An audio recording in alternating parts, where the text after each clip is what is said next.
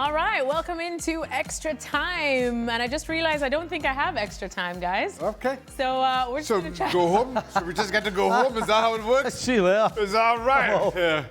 All right. It's just like a free-for-all, I suppose. Can we just ask our own questions? We can ask There we go. All right. We got extra Come on on, come on on, come on. Oh, we got it. The golden paper. All right. Ooh. First question. Let's see if they match up. Stevie's thoughts on Mo Salah. Is he past his best, or can he still rediscover his form from last season? Did complete only one dribble prior to the match against Villa. I would suggest dribbling isn't really his forte. I've seen him stand on it quite a bit. But the answer is yes, he can. I mean, there's not a player ever played the game, professionally or otherwise, who hasn't gone through a tough spot. And that's all this is. And by the way, in case everybody's forgotten, he scored in the last 2 games. So, yeah, absolutely, he can get back to his best. I think he heard when you were suggesting that the gaffer might have no choice too soon but to drop him. And then he said, all right, Stephen Nicol. Well, if it helped, great, but I'm guessing it didn't. It didn't. Anyone else want to chime in? No. Mario, you think he can rediscover that form that we saw last season? Yeah, and also what they have to be careful with, that they don't change the system, because if they play 4-4-2 with Salah on the outside, that I don't think is his position. But you know, like how they used him really well against Villa, because he was the outlet for them. They kept on passing the ball to him and holding it up. So I think if Liverpool get that confidence back, then Salah will also be way more dangerous, because he'll be closer to the opponent's goal. Because the confidence dropped a little bit, that's why the distance is bigger, and then it becomes harder for him, because we have to be honest, he's getting older too. But away from that, yeah, he can definitely, come on, he scored again. He keeps on scoring. All right. Thanks, Chris. We'll give him one, but it's all right. Still count? That's very true. I love the He's glass getting half. older, I said Glass it. half full, Steve Nicol. I love it. You know that Stevie's been like floundering from glass half full when it comes to Liverpool to glass half empty. Boy. So then slightly. Yes. It's Understandably. okay, you're going through it. Welcome to the club. Welcome to the emotional roller coaster of disappointment. Not only do players go through it, so does Stevie. That's why you have to celebrate the little wins, you know? Like little 3s in a row. Do you know what that's like? No, you don't recently. No. Spoken like a mature Manchester fan. Mature is not a word I've been called. 3 in a row for us is kind of insignificant. That's the difference. Oh, well, it's very significant now. man. It's very significant now. Boy, let me stay. You would love a 3 in a row now. Well, we're going for 3 in a row at the weekend. Oh, we'll see. Hey! Whatever. All right, let's go to the next question. I didn't think of that. See those pesky facts? I didn't think of that. Keep getting in the way. Who cares about facts and stats? All right, why do you think Spurs are so bad at home? Ouch. I don't know. They are awful. They are awful. I saw something the other day. They've nearly lost as many home games at this new stadium as Arsenal have lost at the Emirates. Arsenal have been there since 2009 or wherever it is. Or wherever it is. Been a long time. Yeah. My point. And Spurs have almost caught them in home losses in, what, 3 years, 4 years? I think under Frank, they're so well organised and do everything as one all the time that it actually suits them when they're away from home. Because generally when you're away from home, the home team are the team that the onus is on to go forward. Yeah. And so it suits them. So when they do go forward, when they're away from home, they have more space and more time. But when they're at home and they're forced to go on the front foot, when somebody like Xavi Simons, who was brought in to be the creator, isn't at it, then they're going to struggle. So going forward, they're probably lacking. He's not They're away suitable. from home either, though.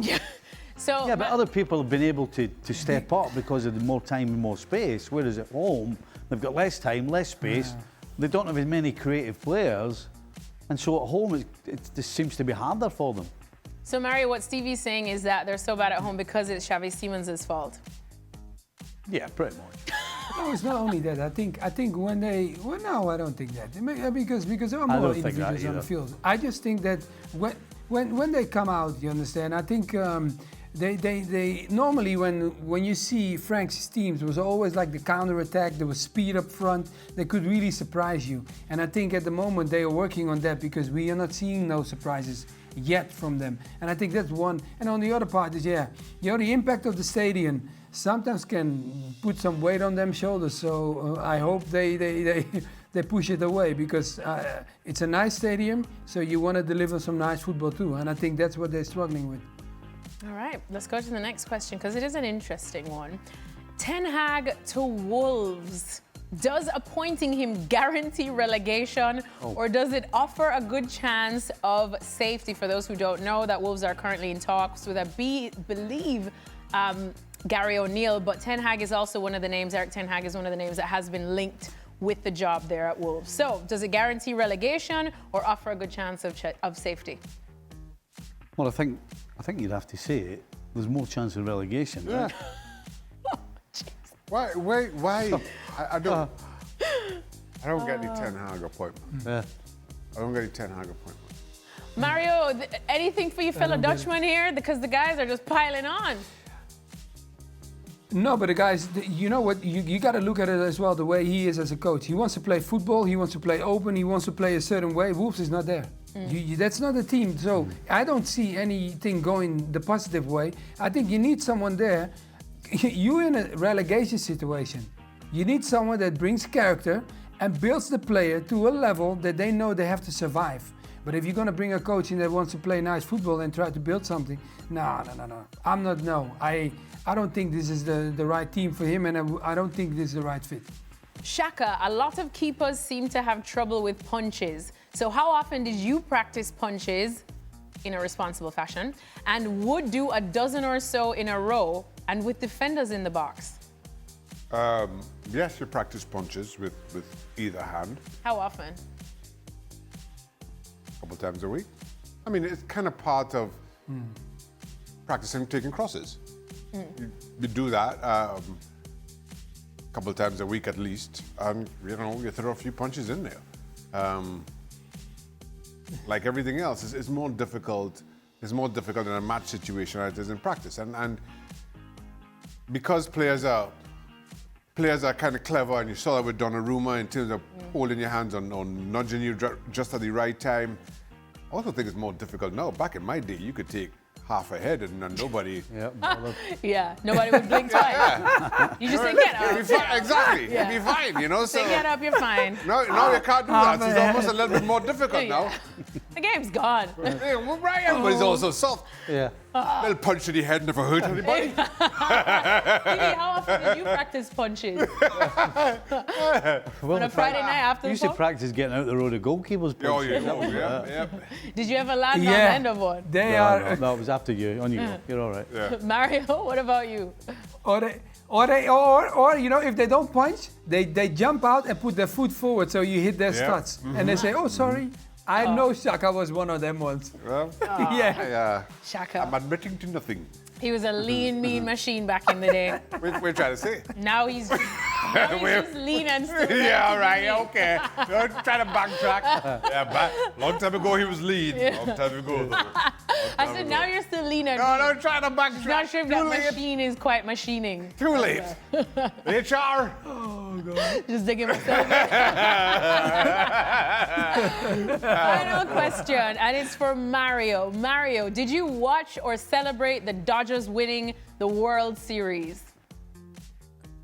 I was happy, because look, when you live in a town and people are happy with celebrating and everything, look, and seeing them win it again, because now it's back to back, it's never a bad thing. I'm also going to be honest, I'm not the guy that is really equipped into the baseball stuff, but I definitely had it at school, so coming to LA and seeing them win it again, yeah, of course, you cannot miss it.